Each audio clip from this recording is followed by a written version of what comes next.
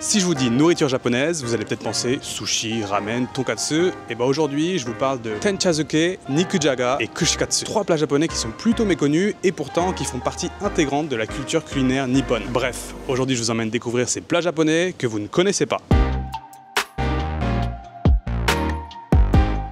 Et pour commencer cette vidéo, je me trouve dans le quartier de Asakusa, le quartier qui est plutôt touristique. Mais là, je suis dans une petite ruelle, vous voyez, où il n'y a pas grand monde. Et on va aller goûter le tenchazuke. Alors, tenchazuke, qu'est-ce que c'est? C'est une dérivante du plat ochazuke, qui est tout simplement un bol de riz avec du thé à l'intérieur. Mais cette version en particulier, il y a des tempura, c'est-à-dire des fritures japonaises dans le bol. J'ai encore jamais goûté ce plat, je viens de le découvrir. Ça a l'air vraiment délicieux. On va aller goûter ça ensemble. Le restaurant est tout petit. Il y a littéralement 5 places assises et ils sont toutes collées au comptoir. Donc là, je dois attendre que quelqu'un sorte pour pouvoir rentrer. Et je vois que là, la personne, elle a même du mal à sortir tellement c'est petit. Il paraît que c'est un nouveau restaurant qui vient d'ouvrir. Il est vraiment tout petit. Déjà, je peux vous dire que j'adore ce restaurant. C'est une ambiance très posée, très sympa. Là, je suis assis au comptoir et on m'a servi un petit thé de bienvenue à la vôtre. Ça fait du bien. Je commence cette vidéo le matin, il est 9h, 9h30. J'ai vu que ce restaurant ouvrait à 8h15. Donc c'est assez rare d'avoir des restaurants qui ouvrent tôt le matin comme ça. C'est aussi assez rare d'avoir des nouveaux restaurants dans Asakusa. Donc j'ai hâte de tester, voir un petit peu ce que ça donne. Je vais essayer de vous filmer un petit peu la cuisine.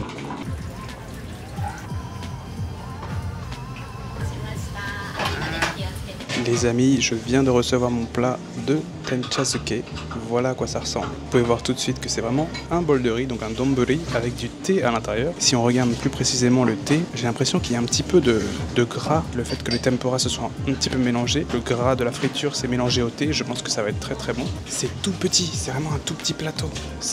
On est dans un restaurant, j'ai l'impression que c'est de la dinette. C'est trop mignon. Et les tempura, qu'est-ce que c'est dans ce restaurant? J'ai l'impression que c'est des crevettes. Donc on a des crevettes frites par le dessus. Même un petit peu d'oignon frit également. Puis il y a quelques accompagnements sur le côté, juste 2 petites tranches de concombre et de l'assaisonnement que j'ai mis à l'intérieur du bol. Que dire de plus? Ça a l'air extrêmement simple, léger et en même temps bon, je pense. C'est la première fois que je goûte. Donc les amis, on va commencer par goûter le thé du coup. Bon appétit, itadakimasu.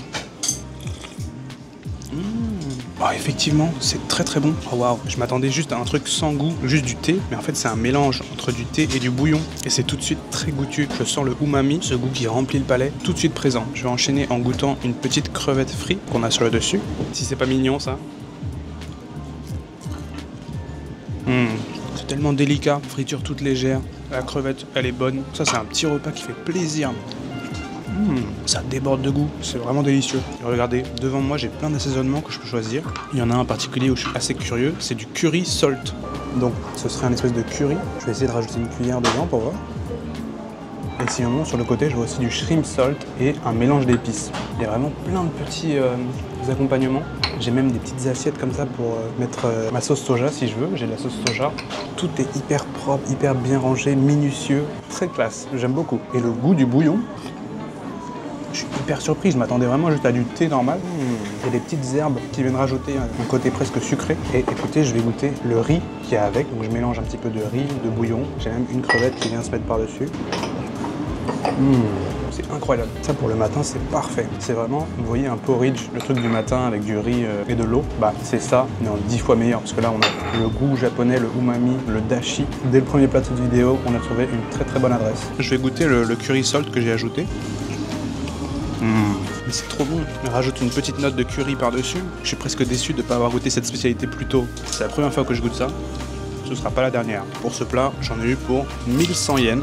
Ça va, ça reste raisonnable. Un petit peu cher pour la taille, mais pour un petit déj comme ça, c'est trop bien. Ça ouvre à 8h15 du matin en plus. Les amis, quelle claque le tenchazuke et surtout ce petit restaurant là qui payait pas de mine, délicieux. Ça va encore rentrer dans mon petit carnet d'adresses parce que ça vaut vraiment le coup. En plus, c'est à Asakusa, donc c'est le genre de spot qu'on visite quand on vient à Tokyo et je vous recommande vivement de tester ce restaurant. On va enchaîner avec le deuxième plat de la journée qui est le nikujaga et ça, c'est pas hyper facile à trouver dans les restaurants. Pourquoi? Parce que le nikujaga de base, c'est un plat qu'on mange à la maison. C'est un plat que les Japonais cuisinent souvent et c'est vraiment un classique de la cuisine japonaise. C'est tout simplement du bœuf, des patates et des carottes. Tout ça mélangé un petit peu à la japonaise avec une sauce légèrement sucrée. Je vous l'ai encore jamais montré alors que c'est vraiment un classique et que moi j'aime beaucoup. Comme je vous ai dit, c'est un petit peu difficile de le trouver dans des restaurants. Pour ça, il faut aller dans les restaurants à la bonne franquette. Et il se trouve que j'en ai trouvé un. Je vous retrouve là-bas. Me voilà arrivé au restaurant en question. Ça s'appelle Mizuguchi et déjà le premier truc que je vois, c'est qu'il y a marqué cash only, uniquement en espèces. Bon, là on sait qu'on est est dans un petit restaurant à l'ancienne et j'ai cru comprendre que c'était un restaurant très réputé pour les Japonais qui habitent dans le quartier. Bah déjà je vois une petite mamie là à l'entrée, ça vient d'ouvrir et on va demander s'ils ont du nikujaga.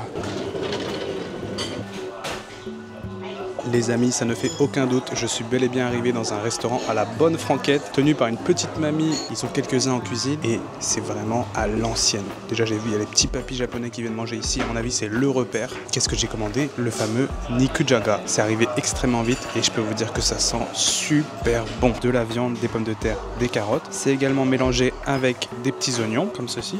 Et je vous ai dit tout à l'heure que c'était du bœuf, mais en fait, niku ça veut juste dire viande, et là j'ai l'impression qu'ils ont plutôt mis de la viande de porc. L'odeur qui ressort de ce bouillon est absolument extraordinaire. On dirait vraiment un petit plat de porc mariné. C'est ça qui ressort, l'odeur de porc. Et écoutez, je vais commencer par goûter ce fameux nikujaga. Les amis, bon appétit. Itadakimasu. Commençons par goûter la carotte, tiens. La carotte a complètement fondu dans ma bouche. Vous pouvez être sûr que ce plat a mariné pendant un certain temps, ça c'est sûr. Les ingrédients sont hyper tendres. Voyons voir les pommes de terre. Oh là là, quel régal ça. On dirait vraiment les petits pot-au-feu ou les petits plats qu'on pourrait avoir chez nous en France à la campagne. Ça c'est vraiment le plat de campagne. Et la spécificité de cette version du pomme de terre, carottes, oignons, viande, parce que j'ai un peu l'impression que beaucoup de pays ont ce plat comme plat de base, tu vois. En France on a ça aussi, mais la spécificité au Japon c'est qu'ils utilisent leur petite sauce légèrement sucrée qui vient justement sucrer un petit peu tout ça. C'est un mélange de sauce soja et de sauce sucrée. Il faudrait que je me renseigne pour savoir un petit peu plus quel est le nom exact de cette sauce. Je vais goûter la viande. Oh ouais, c'est fou. La profondeur du goût dans un plat aussi simple. C'est la première fois que je goûte du nikujaga fait maison. D'habitude, je l'achetais au supermarché, mais celui de supermarché est 10 fois moins bon que ça. Celui-là est incroyable. Putain, mais c'est fou. Les découvertes que je fais dans cette vidéo, je suis trop content. Vous allez jamais deviner le prix de cette petite assiette de nikujaga. 520 yens. C'est un truc de fou. Bon alors, normalement c'est plutôt censé être un accompagnement plutôt qu'un plat à part entière. Et du coup, j'ai pris autre chose à côté. Une des spécialités aussi de ce restaurant, j'ai vu qu'ils étaient réputés pour ça, le magurodong, c'est-à-dire un bol de thon cru coupé en cubes. Et voilà à quoi ça ressemble. Ça a l'air vraiment appétissant vu comme ça. Et vous voyez, c'est servi avec du wasabi sur le côté. Je n'ai pas pu résister à commander ça également. J'ai demandé à la dame comment ça s'appelait. Elle me l'a dit, mais j'ai complètement oublié. Donc je vous dis magurodong, mais c'est pas vraiment un magurodong parce qu'il n'y a pas de riz. Vous voyez en dessous, il y a, je sais pas ce que c'est, des petits filaments de quelque chose. Aucune idée de ce que c'est. Je crois que c'est juste de la déco. Ce qui compte vraiment, c'est les fameux morceaux de thon. Et voilà. Mais je vais pas le manger comme ça. D'abord, je vais mettre un petit peu de sauce soja dans mon bol, dans ma coupole. On se prend un petit peu de maguro, on le trempe dans la sauce soja. Oh, il est frais. Il est tellement frais le thon, c'est un truc de fou. Là, je découvre un nouveau game.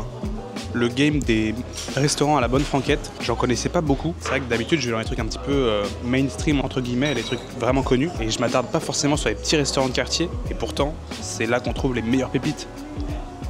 Mais c'est du thon de qualité sushi. Il est incroyable. Il est tellement tendre. Il fond dans la bouche et il a énormément de goût. Trempé dans la sauce soja. Un petit peu de wasabi. Là, on va essayer avec le wasabi. Chaud paradis. Je sais pas combien ça m'a coûté ce petit bol de thon parce que j'ai juste demandé ça en montrant la photo. Je vous dirai dehors combien ça coûte. Mais là je suis au paradis. Ce plat là, le mélange des deux en plus va vraiment bien ensemble. J'ai l'impression vraiment que c'est des plats faits par la petite grand-mère, tu sais, faits avec amour, plein de goût.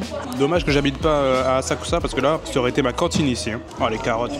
Non mais là c'est incroyable. Je vous mets l'adresse en description. Il faut absolument passer ici. Les amis, quelle révélation ce restaurant Mizuguchi. Juste là, c'était incroyable. Et au final j'ai payé 800 yens le petit bol de maguro, le bol de thon. Donc c'est vraiment raisonnable, sachant que le thon ça coûte extrêmement cher, même au Japon. Et waouh, quelle claque j'ai pris. Vraiment, faites-moi plaisir si vous passez à Asakusa, venez manger dans ce restaurant Mizuguchi. Également dans le restaurant de Tenchazuke qu'on a mangé tout à l'heure. C'est deux très très bonnes adresses à Asakusa. Et franchement, découvrir des adresses comme ça me remotive à créer mon propre guide de la nourriture au Japon et à Tokyo en particulier. Dites-moi si c'est un truc qui vous intéresserait, mais moi je sais que ça fait longtemps que ça me trotte dans la tête. Peut-être que je vais enfin me motiver à le faire, mais il y a tellement d'adresses incroyables et quand j'ai ce genre d'expérience dans un restaurant, j'ai juste envie de partager ça. Donc si ça vous tente, peut-être que je me chaufferai et que je ferai un jour un guide de mes meilleurs restaurants à Tokyo.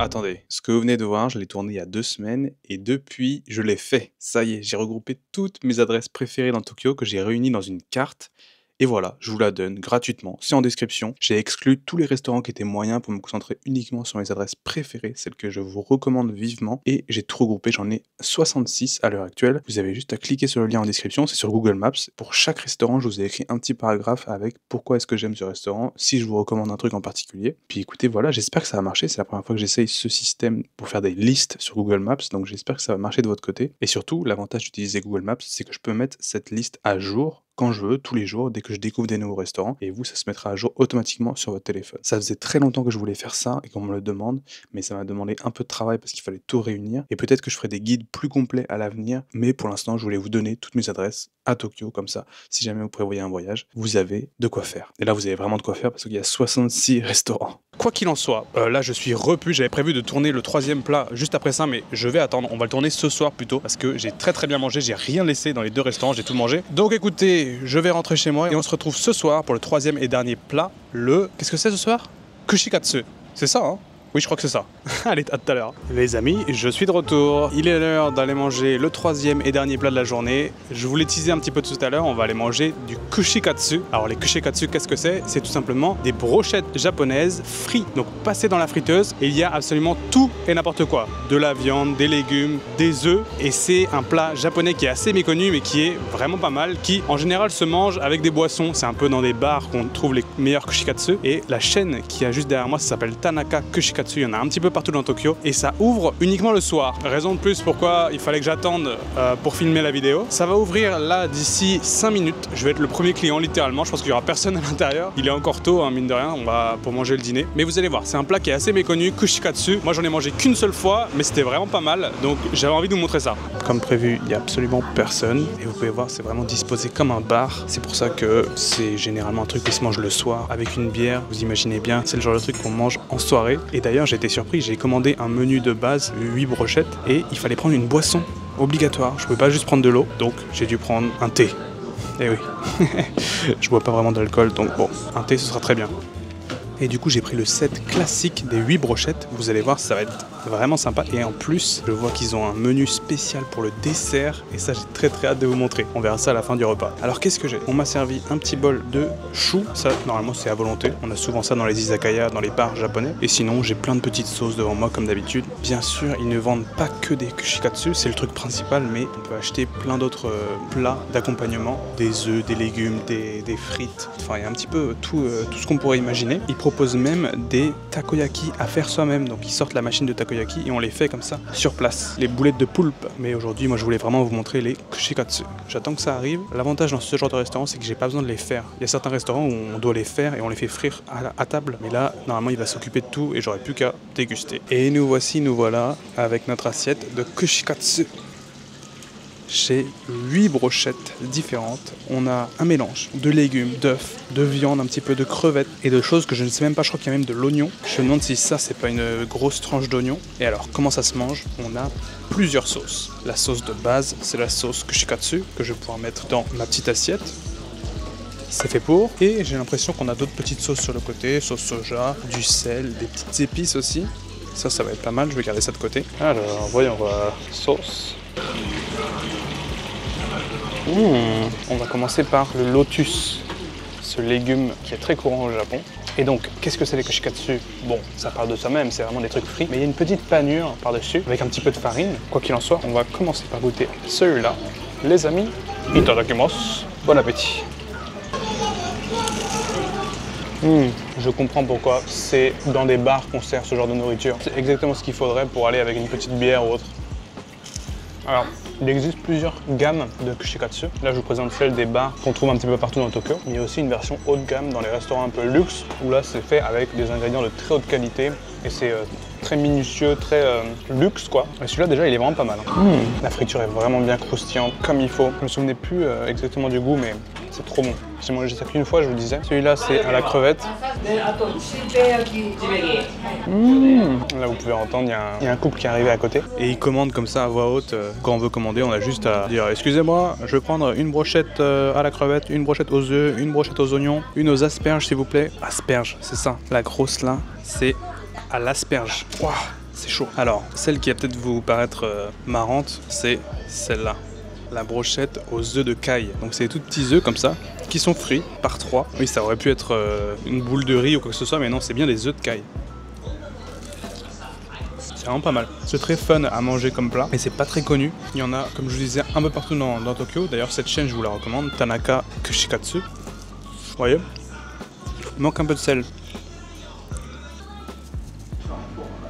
Alors ça, je sais plus exactement ce que c'est, mais je me souviens que c'était un petit peu bizarre. Le truc rouge là, je me demande si c'est pas au gingembre ou un truc dans le style. Je me souviens que j'avais pas aimé celle-là. Wow, effectivement, c'est du gingembre mariné. Extrêmement fort. Oh wow, ça déboîte. Ça, on va goûter, je crois que c'est de l'oignon. Si c'est de l'oignon, ça va être pas mal. C'est chaud. C'est exactement ça. Wow. Par contre, ça y est, je suis en train de transpirer là. Pour le gras qui commence tout de suite à se faire sentir. Continuons avec notre asperge. C'est drôle quand même d'avoir une asperge complètement trempée dans la friture. Voyons voir, ça a l'air chaud. Eh bah écoutez, d'habitude je suis pas fan des asperges, mais frites, ça passe bien. Mais en plus, c'est drôle parce que je vous montre vraiment les classiques, c'est-à-dire les trucs, ça choque pas vraiment que ce soit frit. Mais ils peuvent vraiment frire tout et n'importe quoi. Laissez-moi vous faire une petite sélection des trucs les plus drôles que tu peux frire dans le menu. Tu peux frire un Oreo, du fromage, bon ça, à la limite normale. Banana, tu peux frire une banane. Tarako, des œufs de poisson. Jagaimo, tu peux frire une pomme de terre. Bon, ça te fait une frite quoi. Ninniku, tu peux frire de l'ail. Donc un morceau d'ail comme ça entier, frit. Taco soseji, ça c'est marrant aussi. Bon, en vrai c'est plutôt drôle. Mais je vous garde le meilleur pour la fin parce qu'en dessert, vous allez voir, c'est encore plus improbable. Je continue dans mon assiette. Oh non, celui-là il est tout gras. Bon bref, je continue dans mon assiette avec celui-ci. Qu'est-ce que ça peut être? Je vote pour du poulet. Qu'est-ce que c'est? C'est de la viande, poulet peut-être, il y a un peu de gras, c'est peut-être du porc, remarque. C'est bon, je pense que c'est du porc. C'est drôle parce que quand on prend le set comme ça, on sait pas vraiment ce qu'il y a à l'intérieur. Donc c'est vraiment la découverte, la surprise. Celle que j'aime vraiment bien, c'est l'asperge. No joke, c'est vraiment bon. Et enfin, le dernier que je vous ai pas montré, celui-là, je pense que c'est au bœuf, tout simplement. Exactement, pas si vous allez voir, mais c'est bien au bœuf. Avec les petites épices que j'ai rajoutées par-dessus, c'est vraiment bon. Par contre, inutile de vous dire qu'après ça, je vais devoir aller faire 1 heure de sport. On a fait un peu le tour de l'assortiment. Maintenant, je vais commander le dessert. Et ça y est, c'est arrivé très très vite. Et vous allez me dire, qu'est-ce que c'est que ça, voilà? On voit rien. C'est une friture encore, mais qu'est-ce que tu nous dis que c'est un dessert? Si je vous dis banane, si je vous dis Kit Kat, si je vous dis Kitokatsu banana, et oui, ils l'ont fait. Un menu spécial. Un Kit Kat frit, et celui que j'ai pris en particulier c'est Kit Kat plus banane frit. Trop drôle, quand j'ai vu ça j'ai été obligé d'essayer au moins. Je vais croquer, on va voir si on reconnaît le Kit Kat à l'intérieur. Alors effectivement, il y a du Kit Kat, il y a de la banane, c'est original on va dire.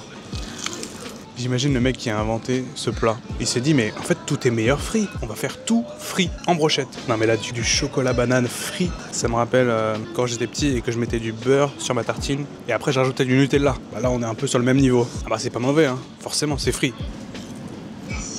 Mais écoutez, original, c'est le moins que je puisse dire. Bon, ça m'aura coûté quand même 2440 yens. Alors que j'ai pris 8 brochettes et un dessert. C'est cher, mais ça se comprend, c'est de la nourriture de bar, donc...